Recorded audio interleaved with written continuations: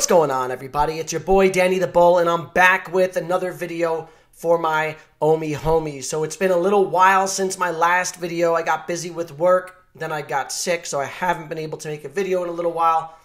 And there's a lot that I've been wanting to cover. One thing in particular is something that Reese said about a month back. He was on somebody's YouTube channel, and he said that within the next 10 years, he thinks that we can burn up to 50% of the circulating supply of OMI, and that OMI can become a top 20 crypto token. All right, these are strong words, and I wanted to see if I agree with them. I did a lot of thinking about it. I've crunched some numbers, and I'm going to give you my thoughts on those two things in this video. So stick around. There's a lot to talk about. If you like this sort of content, make sure you hit the like button and subscribe to the channel. Follow me on Twitter. My Twitter handle is linked down below. So we know we're in the middle of a brutal bear market. The OMI token sitting at 00083 at the time of this recording, with a minuscule market cap of about $260 million. So you might be asking yourself, why are we talking about OMI being a top 20 token, right? We're far off from that. We're not even in the top 100 right now. But part of what gets you through a bear market is being able to see, you know, what's going to happen 2 or 3 years down the line. Where do you think this is going? And that gives you the conviction to buy when something is beaten down and to accumulate when prices are low. So it's always a good exercise to think about where you think an asset is going. And that's why, you know, I constantly think about these things, and why I'm thinking about whether or not the OMI token can indeed become a top 20 token. Now, of course, in order to become a top 20 token, we need top tier exchanges. About a year ago, the team said they had a handful of exchanges lined up. Market conditions pushed those listings back, and in hindsight, that was probably a good thing. Reese hinted in the Twitter Spaces that a couple of those exchanges may no longer be around. All right, so people could have lost a lot of money if their OMI tokens were locked up on an exchange that ended up going under. All right, but we need top tier exchanges moving forward, and the entire landscape has changed. I don't expect a top tier exchange until we get through this dark period in crypto, and that's for a couple of reasons. The first reason is we don't know which exchanges will be left standing, all right, at the end of this cycle. The dominoes will continue to fall. There's even talk and a lot of scrutiny on Binance at the moment, and people talking that, you know, Binance might not be 100% solvent. So we don't know what's going to happen with all of these exchanges, and I don't expect any major listings until this period ends. When it does end, there's going to be more scrutiny placed on listings, all right? Top tier exchanges like Coinbase aren't going to list any token. They're going to vet them very carefully, all right, because they don't want issues with the SEC. I think the OMI utility program will have to roll out before there are any major listings, because you can't be a utility token without any real utility. So I think that exchanges are going to want to see that the token has real utility. And that brings us back to the OMI utility program and the question of whether or not we can burn through 50% of circulating supply within the next 10 years, as Reese suggests. I did some thinking about all the burning mechanisms, and I crunched some numbers, and I think the results are really interesting.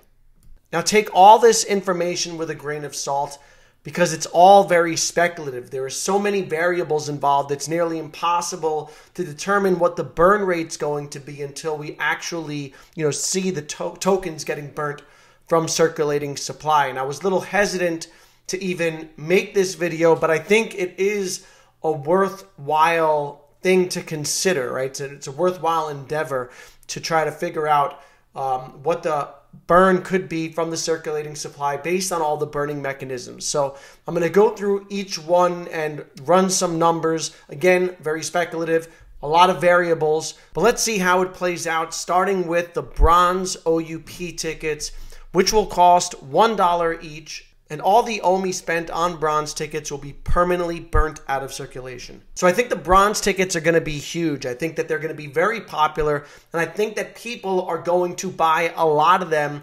particularly when it comes to the big drops. Consider that, you know, every quarter there tends to be a really big drop in Veve. We've had the Vader drop this year. We had the Star Wars first comic drop. We had the AF-15 drop. Just recently we had Blue Todd, we had Blue Rizzo. So every once in a while we get these really big drops, and I think that there are many people who would purchase 20 tickets, or they would wager 20 bronze tickets, or even 50, or in the case of AF-15, even 100 bronze tickets just for a chance to win one of the drops. So there are about 4,000 daily active wallets on Veve right now, which is down substantially, obviously, from, you know, all-time highs. This is according to data from Veve Fox, or Veve Tracker. You can check this out on Twitter. Shout out to Veve Fox.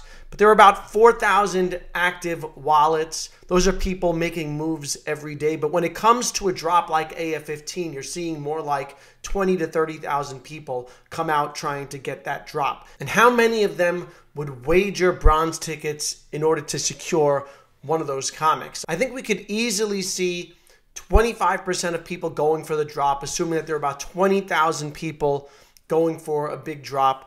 25% of them wagering around 20 raffle tickets. That would equal $100,000 of OMI.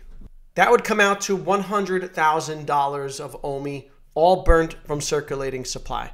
Then I think there would be like 25% of people who, you know, wager just a few dollars, maybe $5 on a big drop.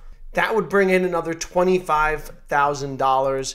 Then I think there are a small amount of people, you know, those diehard Veve fans, maybe 5% of people going for the drop would be willing to wager $100 to try and secure a grail. I think these numbers are pretty conservative. Those 1,000 people would burn $100,000 worth of OMI. So on one big drop on one day, you could conceivably burn almost $250,000 worth of OMI. And that's at current user levels, not even taking into account, you know, when the market gets hot again and people come back into Veve and NFTs start thriving again.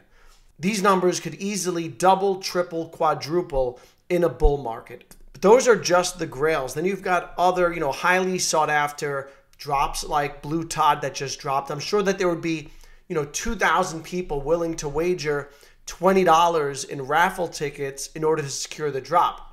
That would burn $40,000 worth of OMI. And if you had another 2,000 people wagering $5 for the drop, that's $10,000 worth of OMI. So I think the raffle tickets are going to be huge. I think that, you know, on those big drop days, you could easily burn $250,000 in OMI, possibly, you know, up to $1 million, depending on how hot the market is and how sought after the grail is. I think that over the course of a year, it's very conceivable that we could see $20 million in sales of raffle tickets. All of that would burn OMI from circulating supply. And I think that we could easily exceed $20 million in a hot market. So what would that look like in terms of OMI burns? It all obviously depends on the price of OMI, right? That's one of those variables that make all this so unpredictable. But at current prices, 00085, $20 million of OMI would get you 23 billion OMI burnt. Obviously, the price isn't going to be at this level forever. So let's look at some other numbers. 001 would burn you $20 billion in OMI. 0.0015 would burn a little over 13 billion OMI. 0.002 would burn 10 billion OMI. And 0.003 would burn 6.66 billion OMI. But what if they sell more raffle tickets? Obviously, they'll burn more OMI. $30 million in raffle ticket sales at current prices would be 34 billion OMI burnt. If the average price of OMI, let's say, goes up to 0.002 over the course of a year, and they sell $30 million worth of raffle tickets, that would burn 15 billion OMI from circulating supply. And you could really just play with the numbers, but you get the point. Raffle tickets will burn a lot of OMI. But that's just one burning mechanism. Then you've got OMI to accessory, right, which will also burn OMI from circulating supply. All accessories sold will burn the OMI token. All right, now consider that companies like Roblox make all their money off of microtransactions. Consider all the money generated from in-app purchases, all of these microtransactions in games like Clash of Clans or, all those other little mini games. A ton of money gets generated from microtransactions, and I think that Veve will make a lot of money from accessories. Now, obviously, only the daily users would be purchasing accessories, so let's look at how that might play out with our current user base.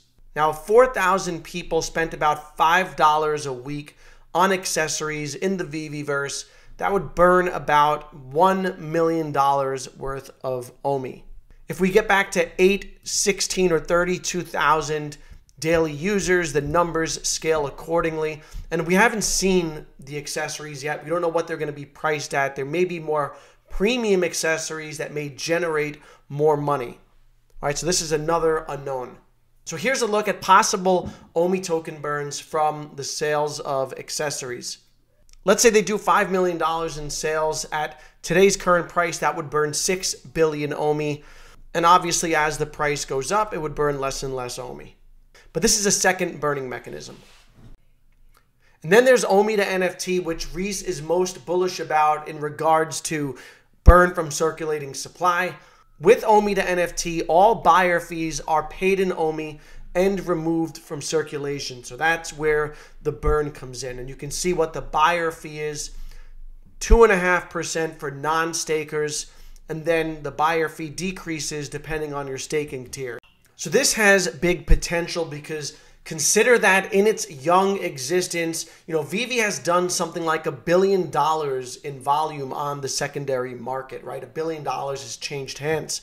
So consider if OMI is being used as a main currency on the secondary market and a percentage of that OMI is burnt from circulating supply.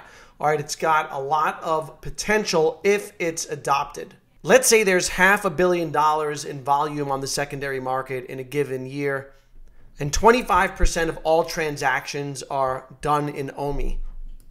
That would be $124 million changing hands. With a buyer's fee of 2.5%, that would be approximately $3 million worth of OMI burnt. And the number goes down if people are in the staking tier. But if Veve scales and if more people adopt the OMI token, let's say there's $1 billion in annual volume on the secondary market and 50% of the people are transacting in OMI, that would be $500 million changing hands with OMI. 2.5% buyer's fees for that would be $12 million worth of OMI burnt from circulating supply. So I think OMI to NFT could burn millions of dollars worth of OMI, but even conservatively, $3 million of OMI burnt through OMI to NFT at current prices would be 3.6 billion OMI, and that number decreases as the price increases. And then there's OMI to gem. This is where people can purchase gems using OMI, and all OMI that's used to purchase gems gets burnt from circulating supply. We know that OMI to gem is going to be initially funded by the team. They're putting $1 million worth of OMI in the gem pool. Throughout the year, that's going to be replenished as it diminishes.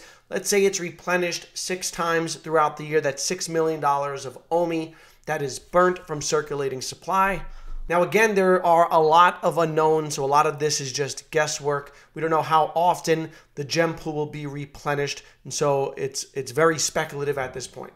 And then there's the Veveverse and the inevitable land sale. We know that land will be sold. We know that it will burn OMI from circulating supply. We don't know how much land there will be, that we don't know how much it will cost, or what percentage of OMI will burn from each sale. But we do know that projects like Axie Infinity and Illuvium have done about $100 million in revenue from land sales. And if Veve does something similar, which I think is very achievable considering their fan base. All right, I think that this will result in a good chunk of circulating supply disappearing forever. Now, let's say they do $100 million in, revenue, and 10% of that goes towards burning circulating supply. That would be a one-time $10 million burn. Now, by the time land is actually released for sale, I would expect the OMI token to be worth more than it is now. So if it's at, say, the 0.002 level, that would be 5 billion tokens burnt. But we don't know what they're going to do with the Veveverse. We don't know what their plans are. They could go crazy in terms of, burning the OMI token, and they could burn, a much bigger portion of the revenue there. All right, it's really unknown. I'm really sandbagging my expectations and just building out a very conservative model. Also important to note is that there's going to be a whole other OMI utility plan alongside the Veveverse and a bunch of other burning mechanisms that are going to come into play once the Veveverse is launched. So is Reese right, and can we burn up to half the circulating supply in the next 10 years? I think in the first year we could conceivably burn about 13 billion tokens from raffles alone. I think we could do another 3 billion tokens from accessories. I think OMI to NFT could burn another 3 billion. I think that the OMI to gem pool could burn another 4 billion OMI. And I think a one-time land sale in the Veveverse could burn 5 billion tokens. So in 1 year, I think you could see about 30 billion tokens being burnt. That's very conservative. That's about 10% of the circulating supply. But I think that if you extrapolate that over years, and as Veve scales and users come back and the NFT market runs again, those burns will naturally increase. And I think that it is quite possible that we will burn through a big chunk of this supply within 10 years, like Reese said. So I do think that 50% is very conceivable in 10 years. I think 10% is sandbagging it for 1 full year with all the burn mechanisms in play. Now, what about Reese's other prediction or proclamation that Veve can become a top 20 token? Here's a list of the top 20 tokens by market cap from November 28th, 2021, at the height of the last bull cycle. See, all of them had a market cap of over $10 million. When you throw out the stable coins like Tether and USD and Binance USD, Decentraland actually cracked the top 20 with a market cap just under $10 million. Now, OMI is going to be going into the next cycle with that metaverse narrative. They're going to have a metaverse that's fully functional, that's not a ghost town, that has a lot of people, using it on a daily basis. It's going to be launched in 2023. And so it will be a metaverse token. I do think that narrative will be strong. I think that big money will look to capitalize on the metaverse narrative. And so I can see OMI with a $10 million market cap next cycle. Now, $10 million might not be enough to crack the top 20 next cycle. I do think it's possible. I don't know that it's likely. Now, a lot of people, point to Dogecoin and say, well, if Dogecoin can have a market cap of $30 million, why can't OMI? But that line of thinking literally applies to every coin in the world. All right, and that's not something that's based on fundamentals. That's based on hope, and hope is not a strategy. So in analyzing the different burning mechanisms, I do think that we're going to run through this circulating supply in the coming years. I do think that it's possible that the OMI token cracks the top 20 tokens next bull cycle. It might not be likely, but it is possible. And, I think that the setup is there for a strong bull run next cycle. All right, so those are my thoughts. Let me know what you're thinking down in the comments below. Hope you all have a happy holidays. Merry Christmas to those who celebrate. I will see you in the next video.